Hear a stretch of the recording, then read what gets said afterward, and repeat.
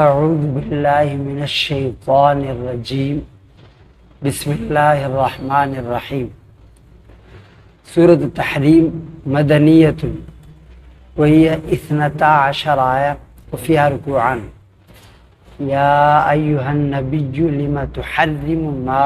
احل اللہ لک تبتغی مرضات ازواجک واللہ غفور رحیم۔ یہ سورہ تحریم یہ سورتوں کی ترتیب میں 66ویں سورت ہے۔ اس میں 12 آیتیں ہیں، اس سے پہلی میں 12 آیتیں تھیں۔ مدینہ منورہ میں نازل ہوئی 2 رکوع۔ تحریم کے معنی ہے کسی چیز کو حرام کرنا، تکبیر تحریمہ بولتے ہیں۔ اس سے بھی اللہ کو کہنے کے بعد کھان پان سب حرام ہو جاتا ہے، بات کرنا، سلام کلام، اس لیے اسے تکبیر تحریمہ کہتے ہیں۔ تو یہ تحریم، اس کا شان نزول یہ ہے کہ آپ صلی اللہ علیہ وسلم نے شہد کو اپنے اوپر حرام کر لیا تھا، اور شان نزول اس کا یہ ہے کہ آپ عصر کے بعد تشریف لے جاتے تھے ازواج مطہرات کے پاس، یعنی تھوڑی دیر کے لیے خیریت معلوم کرنے کے لیے سب کے پاس تشریف جاتے روزانہ عصر کے بعد۔ تو وہاں سیدہ حفصہ رضی اللہ تعالیٰ عنہ ان کے یہاں شہد آیا ہوا تھا، ان کی قوم کے لوگوں نے ان کو عزیز و اقارب نے کوئی گفٹ دیا تھا، ہدیہ، تو انہوں نے شہد کا شربت آپ کو پلایا۔ تو وہاں کچھ دیر ہو گئی، تو انہوں نے جو سیدہ عائشہ صدیقہ رضی اللہ تعالیٰ عنہ اور دوسری جو ہیں صفیہ سودا، تو انہوں نے آپس میں صلاح کی، چونکہ آپس میں وہ چپکش ہوتی ہے نا، چپکلش ہوتی ہے 100 کنوں میں، تو انہوں نے کہا کہ آج آپ نے وہاں وہ کر دی تو تمہارے پاس وہ آئیں گے تو تم یہ کہنا کہ آپ کے منہ سے ذرا بو آ رہی ہے کچھ، آپ نفاست پسند تھے، یعنی بو سے سخت نفرت تھی۔ اسی طرح لہسن، کچا پیاز یہ اس لیے نہیں کھاتے تھے، اور مسواک بہت زیادہ فرماتے تھے تاکہ بو نہ آئے۔ جبریل علیہ السلام تشریف لاتے تھے، تو اب وہ ان کے پاس آئے تو انہوں نے بھی یہ کہا کہ یہ کوئی چیز بو آ رہی ہے کسی چیز کی، تو آپ نے فرمایا نہیں میں نے تو شہد پیا تھا۔ تو ان کا اچھا پھر یہ کہنا، انہوں نے یہ بتا دیا کہ ہو سکتا ہے اس میں مغافیر ہو۔ مغافیر ایک گوند ہوتی ہے، عرفت ایک خاردار وہ ہوتی ہے بوٹی، اس پہ وہ لگتی ہے، اس میں ذرا سی بو آتی ہے، تو ہو سکتا ہے مغافیر کی بو ہو، شہد کی مکھی نے وہاں سے چوسا ہو، اس کا وہ آ گیا ہو۔ یہ سب انہوں نے صلاح کی۔ تو آپ صلی اللہ علیہ وسلم نے یہ فرمایا، پھر فرمایا کہ میں نے شہد کو اب اپنے اوپر حرام کر لیا، یعنی میں اب قسم کھا لی، میں قسم کھاتا ہوں اب وہ نہیں پیوں گا۔ لیکن ان کی دلداری کے لیے فرمایا کہ یہ اس کا اظہار مت کرنا۔ حضرت زینب بنت جہش کو ان کے یہاں پیا تھا، ایک روایت میں حضرت حفصہ کا، ایک میں حضرت زینب بنت جہش، کہ ان کو مت بتانا لیکن یہ بات، تو ان کو تکلیف ہوگی۔ دوسری روایت یہ ہے کہ حضرت ماریہ قبطیہ رضی اللہ تعالیٰ عنہ، جن کے صاحبزادہ حضرت ابراہیم ہیں، تو حضرت حفصہ کی باری تھی، آپ وہاں تشریف لائے، ان سے ملاقات کی، ام ولد ہیں، وہ باندھی ہیں، تو ان کو غیرت آئی حضرت حفصہ کو کہ میرے یہاں ان سے آپ ملے، ملاقات کی بستر پر، تو اس پر آپ نے فرمایا، لیکن یہ کمزور ہے، نسائی شریف کی روایت ہے، یہ کمزور ہے۔ تو اسی کا ذکر اللہ نے فرمایا یا ایھا النبی لم تحرم ما احل اللہ لک تبتغی مرضات ازواجک، اے نبی، یعنی یہ فرمایا نبی صلی اللہ علیہ وسلم فرمایا اے نبی صلی اللہ علیہ وسلم آپ کیوں حرام فرماتے ہیں ان چیزوں کو جو اللہ نے آپ کے لیے حلال کی۔ اب اگر کوئی حلال چیز کو عقیدتاً حرام سمجھے تو یہ تو کفر ہے،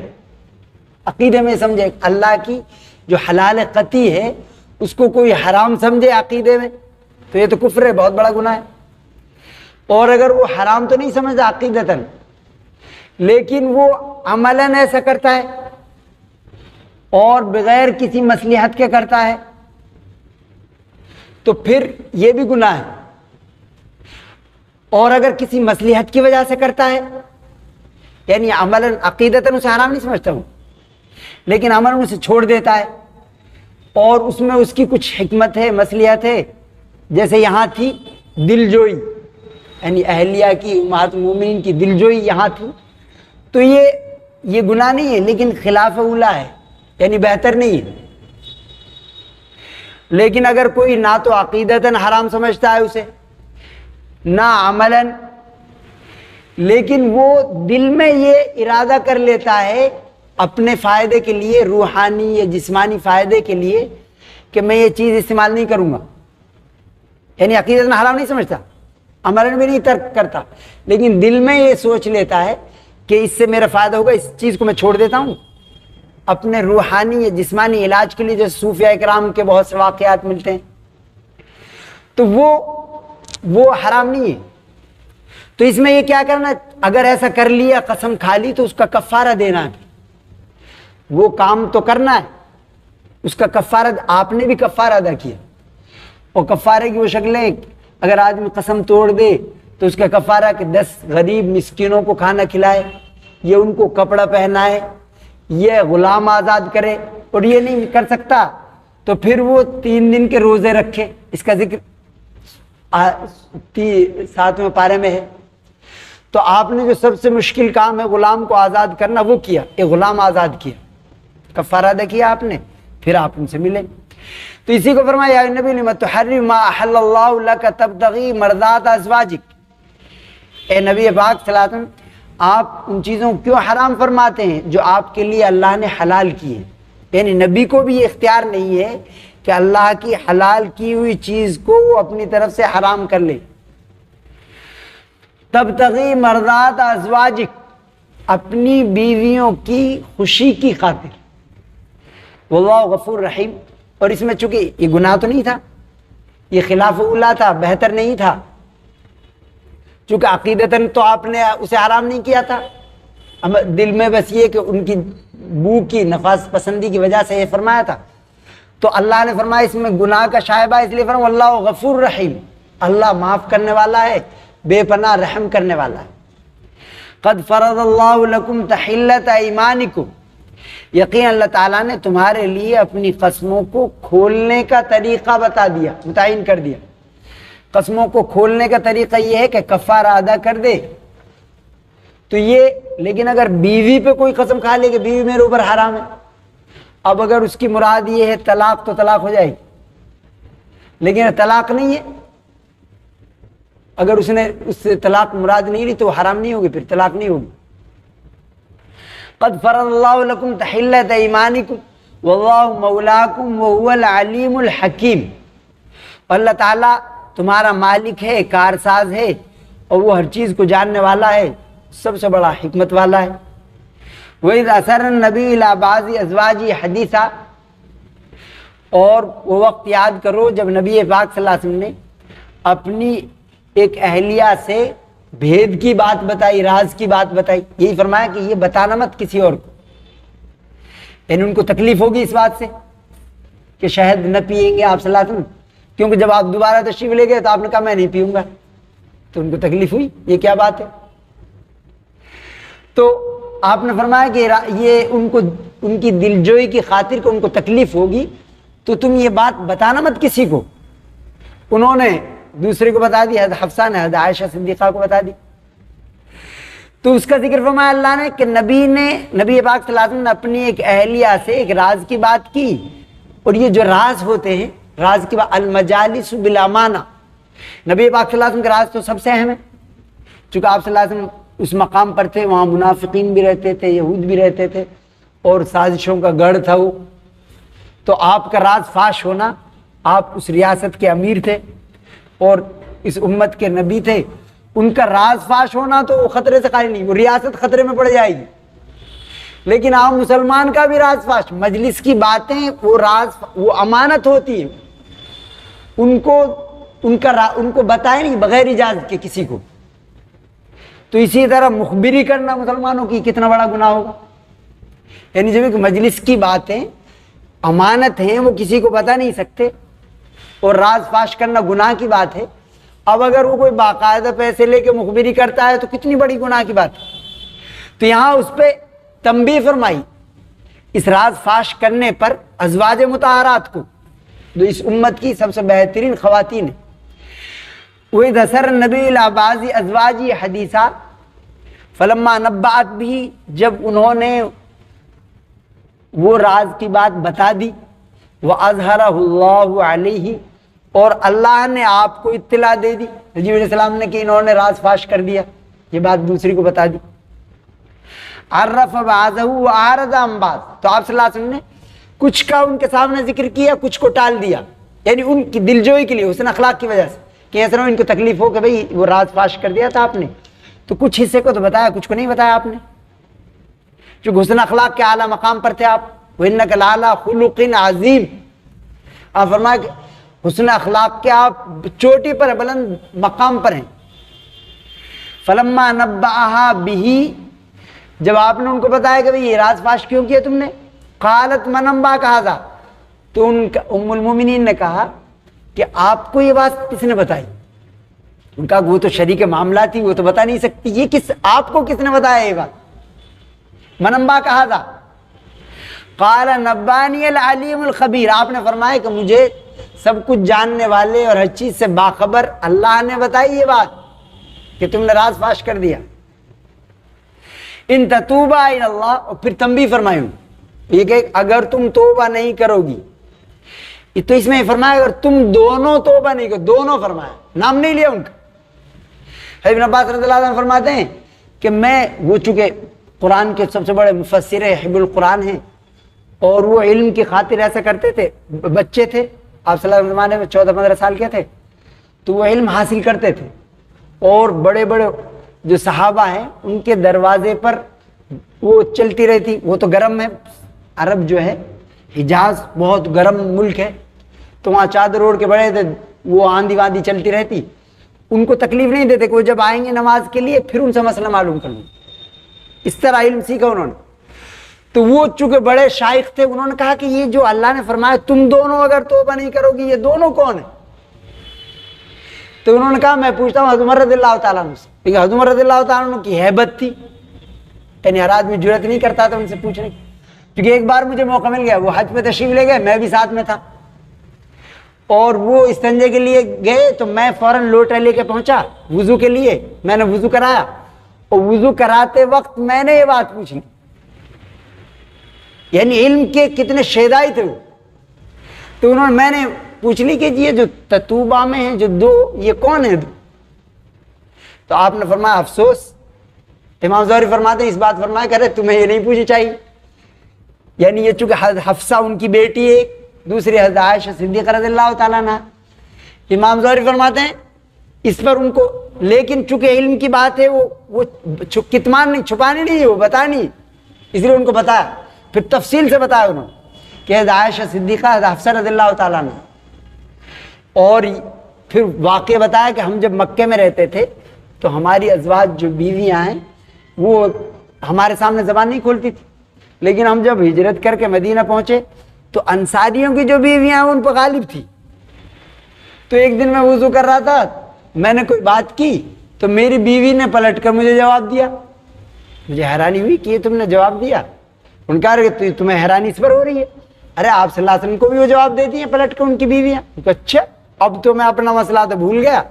میں فوراً گیا حضرت حفصہ کے پاس کہ تم جواب دیتی ہو آپ صلی اللہ علیہ وسلم، اور اللہ کے غضب سے نہیں ڈرتی، اور اگر تمہیں کچھ چاہیے تو مجھ سے مانگو، لیکن ان سے کچھ سوال مت کرنا، چونکہ اللہ کا غضب نازل ہو گیا تو آفت ہو جائے گی، پھر کہیں کی نہیں رہو گی۔ اور یہ حضرت عائشہ سے فرمایا، یہ ام سلمہ بھی ان کی عزیزہ ہوتی تھی، یہ پردے سے پہلے کی بات ہے، پردے کے نزول سے پہلے کی بات، تو سب سے جا کہا تو ام سلمہ فرمایا کہ آپ گھریلو معاملات میں بھی مداخلت کرتے ہیں ابن خطاب، یعنی اللہ کے رسول کے جو گھریلو معاملات ہیں ان میں بھی آپ مداخلت کرتے ہیں، تو پھر میں خاموش ہو گیا، اور پھر یہ شور ہو گیا کہ آپ صلی اللہ علیہ وسلم نے ناراض ہو کر کچھ دن بعد کہ طلاق دے دی ہے، تو میں گیا بار بار 3 بار مشکل سے، رباح آپ کے حبشی غلام تھے، ان سے اجازت ملی، تیسرے بار میں جب اجازت ملی تو میں نے پوچھا کہ آپ پہلے دوسری باتیں کی دل جوئی کے لیے تاکہ ماحول اچھا ہو، پھر میں نے پوچھا کہ آپ نے طلاق دی، تو ان کا نہیں، ایلا کیا ہے، تو بہت خوشی ہوئی مجھے، تو میں نے سب کو بتایا، تو سب لوگ آپ کی وجہ سے پریشان تھے، کچھ لوگ رو رہے تھے صحابہ میں کہ یہ کیا ہوا۔ تو یہاں فرمایا کہ یہ دو ان تتوبا الی اللہ، اگر تم دونوں اللہ کے سامنے توبہ نہیں کرو گی، اگر توبہ کرو تو یہ تمہارے لیے زیادہ سب سے اچھا ہے۔ فقط صغت قلوبکما، تمہارے دل جھک گئے ہیں، یعنی آپ کی موافقت ہونی چاہیے تھی، آپ صلی اللہ علیہ وسلم اللہ کے رسول سے موافقت ہونی چاہیے تھی، اس سے ہٹ گئے ہیں۔ وَإِن تَظَاهَرَ عَلَيْهِ، اور اگر تم دونوں آپ کے خلاف جتھا بندی کرو گی، یعنی آپ کے خلاف مت کرو، جیسے انہوں نے سب نے گروپ بنا لیے تھے، سودا، صفیہ، عائشہ، انہوں نے الگ کے یہ کہنا، تو اگر تم ایسا کرو گی فَإِنَّ اللَّهُ هُوَ مَوْلَاهُ، تو یقین اللہ تعالیٰ آپ کا کارساز ہے، اللہ آپ کا رفیق ہے، یعنی اپنے رسول کا رفیق ہے، جبریل علیہ السلام آپ کے رفیق ہیں، اور تمام صالح ایمان والے آپ کے رفیق ہیں۔ اور یہ بات حضرت عمر فاروق نے فرمائی تھی، ان سے اپنی بیٹی سے فرمائی تھی، اگر تم ایسا کرو گی تو اللہ ان کا کارساز ہے، تم اپنا نقصان کرو گی، آپ صلی اللہ علیہ وسلم کا کچھ نقصان نہیں ہوگا، چونکہ اللہ جس کا کارساز ہو، جبریل جس کا کارساز ہو، تمام ایمان والے جس کے رفیق ہوں، تو اس کا نقصان نہیں ہوگا، نقصان تمہارا ہوگا۔ تو یہی بات وہ کہہ رہے میری موافقت میں یہ سوچ رہا تھا کہ ضرور کچھ نازل ہوگا، تو یہ آیت نازل ہوئی۔ تو اسے صالح المومن سے ابو صدیق رضی اللہ عنہ نام لیا کہ میں، ابو بکر، حضرت عثمان، ایک روایت میں ضعیف اس میں حضرت علی بھی ہے، تو یہ صالح المومنین ہیں کہ یعنی یہ اللہ کے رسول کے رفیق ہیں، اور جب یہ رفیق ہوں صالح المومنین بعد ذالک ظہیر، اس سب کے بعد وہ معاون ہیں، مددگار ہیں۔ اور پھر اور سخت بات فرمائی، عسیٰ ربہ ان طلقکن یبدلہ ازواجا خیرا منکن، اور یہ بھی حضرت عمر سے فرمایا تھا کہ اس میں مت رہنا کہ اللہ تعالیٰ، اور آپ نے یہ فرمایا کہ آپ ان کو طلاق دے دو، اللہ اس سے بہتر خواتین آپ کو دے گا۔ تو یہاں یہ فرمایا عسیٰ ربہ، اور یہ بعید نہیں کہ اس کا رب اگر وہ تمہیں طلاق دے دے، ان یبدلہ ازواج، تو اسے بہترین بیویاں دے تم سے بہتر، خیر منکن، تم سے بہتر بیویاں اللہ اپنے نبی کو دے دے۔ مسلمات، ان کی صفت کیا ہو؟ فرما بردار مسلمات، یعنی عمل کرنے والی، مسلم بھی آیا، مومنات بھی آیا، یعنی اچھے عقائد والی، صالح عقائد والی، ایمان والی، قانتان، قانتات، اطاعت گزار، تائبات، اور توبہ کرنے والی۔ یہ توبہ صفت اللہ کو پسند ہے کہ گناہ تو ہر آدمی کرتا ہے، گناہ ہو جائے فوراً توبہ کر لے آدمی، فرض چھوٹ جائے، واجب چھوٹ جائے تو فوراً توبہ کرے۔ عابدات، عبادت کرنے والی، سائحات، سائحات روزہ رکھنے والی، ایک روایت میں ہجرت کرنے والی، ثیبات، اور طلاق شدہ، بعض دفعہ طلاق شدہ وہ ان کو زیادہ تجربہ ہوتا، وہ بھی پسندیدہ ہوتی۔ وہ ابکارا، اور کنواریاں، ایک روایت میں جو ضعیف ہے، مرسل بھی ہے، اس میں یہ ہے کہ سیبات سے مراد ہیں جو یہ طلاق شدہ جو ہیں، یعنی شوہر دیدہ، شوہر سے ملی ہوئی، ان میں حضرت آسیہ بنت مزاحم، یعنی فرعون کی جو بیوی تھی، وہ جنت میں آپ کی اہلیہ ہوگی، یعنی یہ مرسل ہے، یہ روایت ضعیف ہے۔ تو اس میں یہ بھی آیا کہ وہ اس سے مراد وہ ہیں، حضرت آسیہ ہے، اور وہ ہیں کلثوم، حضرت موسیٰ علیہ السلام کی بہن۔ اور یہ جو ابکارہ ہے، اس سے مراد حضرت مریم بنت عمران ہے، حدیث علیہ السلام کی والدہ۔ صحیح بات میں آپ کا رہا الذین آمنوا، پھر ایمان والوں کو خطاب فرما، یہاں آپ صلی اللہ علیہ وسلم کی تربیت کا ذکر فرمایا، آپ صلی اللہ علیہ وسلم اپنے گھریلو تربیت کا، تعلیم کا، ان کی اصلاح کا، تادیب کا۔ پھر عام مومنین کو خطاب فرمایا کہ اپنے گھرانوں کی اصلاح کریں، ایمان کی، اعمال صالحہ کی، اخلاق کی، اس نے معاملات کی، اس پر توجہ دیں، اور یہ اہم ترین فریضہ ہے۔ یہاں فرمایا یا ایھا الذین آمنوا، ایمان والو، قوا انفسکم واہلیکم نارا، اپنے آپ کو اور اپنے گھر والوں کو دوزخ کی آگ سے بچاؤ۔ تو دوزخ کی آگ سے بچانا یہ ہے کہ اللہ اس کے رسول کے احکامات پر عمل کرنا، خود عمل کرے، اور اپنے بیوی، بچے، غلام، باندیاں، اور جو ہمہ وقتی ماتحت ہوتے ہیں وہ بھی آئیں گے اس میں، یعنی ان کو بھی دین سکھائے ہو، ورنہ تو قیامت میں آدمی لایا جائے گا اور کہا جائے گا لوگ کہیں گے یہ ہے اکل عیال حسنات، یہ صاحب ہیں ان کے گھر والے ان کی نیکیاں کھا گئے، سب ان کی وجہ سے اس نے گناہ کیے تھے نکاح. تو ان کی تعلیم و تربیت، اس کا نظم کرنا، اس کا اہتمام کرنا، احکامات سے واقف کرانا، اسلامی تعلیم سے واقف کرانا، یہ اہم ترین فریضہ ہے. اور یہاں فرمایا کہ اپنے آپ کو آگ سے بچاؤ، کہا یعنی عمل کر کے آگ سے بچاؤ، خود عمل کرو. اور ان کو اسی لیے فرمایا کہ ان کو بچوں کو تربیت دو، جب 7 سال کے ہو جائیں تو نماز کی ان کو تاکید کرو،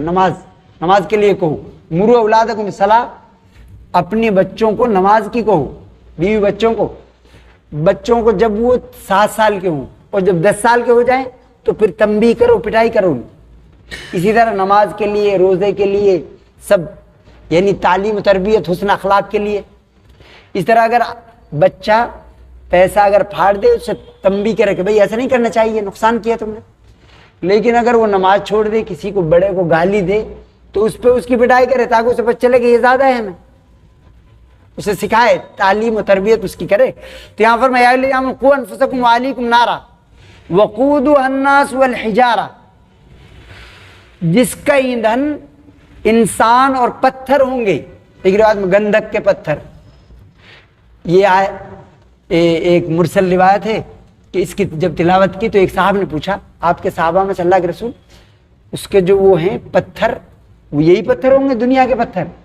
وہ نہیں، وہ تو بہت بڑا، ایک پتھر ہی بہت بڑا ہوگا. تو وہ بے ہوش ہو گئے،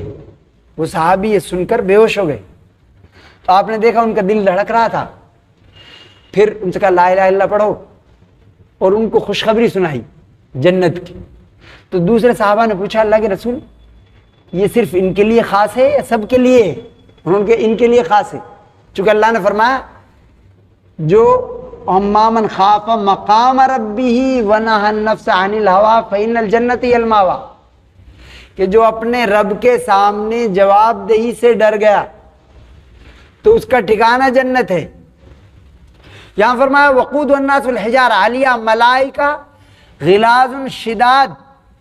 اور اس پر فرشتے زبانیاں، وہ متعین ہیں اور وہ ایسے سخت ہیں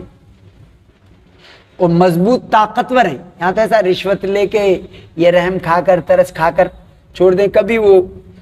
دھوکہ دے کر فریب دے کر نکل آتے ہیں ہماری جیلوں سے. ابھی ایسے کرتے ہیں، وہ انہوں نے برتھ ڈے منائی اور سارا آفیسروں کو کھلا دی مٹھائی، اس میں نشے کی چیز تھی، سب وہ بے ہوش ہو گئے، وہ نکل کے آ گئے. لیکن وہاں سے نہیں، وہ غلاظ شداد، سخت طاقتور ہوں گے اور تند خو ہوں گے. وہاں ایسا سوچا بھی نہیں جا سکتا. لا یعصون اللہ ما امرہم، جو اللہ نے ان کو حکم دیا اس کی نافرمانی نہیں کرتے. یہاں تو نافرمانی کہتے ہیں جو قانون بناتے ہیں وہی قانون کا النگھن کرتے ہیں، یعنی اپنے لیے تو اچھا کر لیتے ہیں، وہ پبلک کے لیے سب کچھ الٹا سیدھا کر دیتے ہیں. وَيَفْعَلُونَ مَا يُؤْمَرُونَ، اور جو ان کو حکم دیا جاتا ہے اس کو وہ انجام دیتے ہیں. یا ایھا الذین کفروا لا تعتذروا اليوم، پھر کافروں کو خطاب فرمایا نام لے کے، اے کافرو لا تعتذروا اليوم، قیامت دن کہا جائے کہ آج تم بہانہ مت بناؤ، چونکہ معذرت کا وقت ختم ہو گیا. انما تجزون ما کنتم تعملون، اور تمہیں جو تم کرتے تھے اسی کا بدلہ دیا جائے گا. جو کفریات، شرکیات کرتے تھے اس کا تمہیں آج بدلہ دیا جائے گا. نماز میں کچھ چیزیں مکروہ ہیں، مکروہ تحریمی کا مطلب نماز تو ہو جاتی ہے ان سے، لیکن نماز میں وہ کرنے والا گناہ گار ہوتا ہے، خلل واقع ہو جاتا ہے. تو ان میں سے ایک یہ ہے کہ اگر آدمی کو سخت پیشاب پاخانہ لگ رہا ہے، اس کا تقاضا ہے، یا ہوا کا دباؤ ہے پھر بھی وہ نماز پڑھ رہا ہے، پہلے اس سے فارغ ہو. اسی طرح جاندار کی تصویر کپڑے پہ ہے، اس جاندار کی تصویر بنا کے صاف صاف کلیئر دکھائی دے رہی، اگر ایسے کہ دکھائی نہیں دے رہی، تصویر نہیں دکھائی دے رہی، پتہ نہیں غور سے دیکھنے سے پتہ نہیں، تو اس سے تو نہیں، لیکن اگر صاف صاف وہ جاندار کی تصویر بنی ہوئی ہے کپڑے پہ، نمازی کے وہ نماز پڑھ رہا ہے تو یہ مکروہ ہے. اسی طرح اپنے کپڑے سے، اپنے جسم سے، اپنے بالوں سے، داڑھی وغیرہ سے کھیلنا نماز پڑھتے ہوئے، یہ نماز میں ہلنا، یہ نماز میں کوہنیاں کھلی ہوئی رکھنا، اور اسی طرح تصویر کا ہونا، تصویر بنی ہوئی ہے بت یا تصویر، وہ سجدے کی جگہ میں ہو، یہ اوپر ہو، سر کے اوپر ہو، یہ دائیں بائیں ہو، اسی طرح انگلیاں چٹکانا نماز میں، تو یہ چیزیں مکروہ ہیں۔ فللہ الحمد رب السماوات رب الارض رب العالمین وله الكبریاء فی السماوات والارض والعزیز الحکیم۔ اللهم صل علی محمد وعلى آل محمد كما صليت على ابراہیم وعلى آل ابراہیم انك حمید مجید۔ اللهم بارک علی محمد وعلى آل محمد كما بارکت على ابراہیم وعلى آل ابراہیم انك حمید مجید۔ یا اللہ مدد رحمت سے بغیر استحقاق ہمارے گناہوں کو معاف فرما، یا اللہ ہماری خطاؤں کو درگزر فرما، یا اللہ ہر کفر کو، ہر شرک کو اسلام اور ایمان میں تبدیل فرما، یا اللہ ہر معصیت، ہر گناہ کو اطاعت میں تبدیل فرما، یا اللہ جو پریشان حال ہیں ان کی پریشانی کو دور فرما، یا اللہ جو بیمار ہیں ان کو شفا کو نصیب فرما، یا اللہ جو وفات پا چکے ہیں ان کو مغفرت فرما، ان پر رحمت فرما، اپنی سچی محبت، سچی معرفت پیدا فرما، اپنے رسول پاک صلی اللہ علیہ وآلہ وسلم کی سچی محبت، سچی اطاعت پیدا فرما، یا اللہ ہمارے افراد کی، ہمارے اداروں کی حفاظت فرما، یا اللہ ہمارے بیوی بچوں کی حفاظت فرما، یا اللہ ہمارے عورتوں کی عزت و ناموس کی حفاظت فرما، یا اللہ جب تک ہمیں زندہ رکھ اسلام پر، ایمان پر، قرآن و سنت پر زندہ رکھ، جب موت دے ایمان عطا فرما، یا اللہ میں اس ہماری دعاؤں قبول فرما۔ اللہم انا نسألک من خیر ما سألک منہ نبیک محمد صلی اللہ علیہ وآلہ وصحبہ وسلم، ونعوذ بک من شر ما استعاذ منہ نبیک محمد صلی اللہ علیہ وآلہ وصحبہ وسلم، وانت المستعان وعلیک البلاغ ولا حول ولا قوة الا باللہ، وصلی اللہ علی خیر خلق محمد وآلہ وصحبہ وسلم برحمتک۔